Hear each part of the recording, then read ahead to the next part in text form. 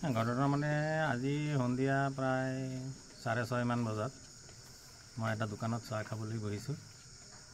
সেই সময়তে ৰফিকুল ইছলাম নামৰ ল'ৰা এটাই আহি মোক মানে নানান ধৰণৰ কথা বতৰা কৈছে। মই কিবা কাম বেলেগ ৰাজনীতিত জড়িত হৈ আছোঁ বুলি এনেই মিছা তৰ্ক কৰিছোঁ। পিছত মই তৰ্কত লিপ্ত নহয় মই দোকানৰ পৰা ওলাই গুচি আহি আছোঁ। পিছতে আৰু 10-15জন মানুহ এই ৰফিকুল বোলা ল'ৰাটোৱে লগত লৈ আহি মোক মানে আক্ৰমণ কৰিছে। কোনে কোনে আক্ৰমণ কৰিছে চিনাক্ত কৰিব পাৰিছে? চিনাক্ত মানে এটা পাইছোঁ, ৰফিকুল ইছলাম, জমিৰ উদ্দিন, আৰু এটা হ'ল ছাইদুল ইছলাম, আৰু এজন হ'ল বাবুল ইছলাম। তেওঁলোকৰ ঘৰ ক'ত? তেওঁলোকৰ ঘৰ চবৰে কাঠপাৰাই। চবৰে ঘৰ কাঠপাৰা। মই সেইখিনিহে চিনি পাইছোঁ। দোকানত বহুত মানুহ আছিলে। দোকানত মই চাহ খাবলৈ বহিছিলোঁ। ঘটনাটো ইমানেই।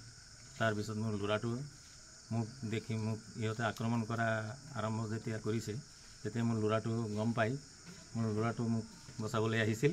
তেতিয়া মোৰ ল'ৰাটোক অত্যন্তভাৱে মাৰপিট কৰিছে। মাৰপিট সেইকেইটাই কৰিছে, লগতে আৰু বহুত ল'ৰা লৈ আহিছে। তেওঁলোকে আৰক্ষীক অৱগত কৰাইছে?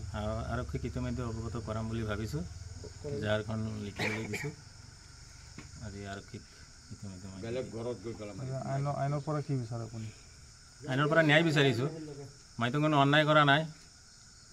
মই দোকানত চাহ খাবলৈ বহিছোঁ। চাহৰ দোকানত বহি মই বেলেগ কিবা ৰাজনীতিৰ কথা পাতিব পাৰি নেকি?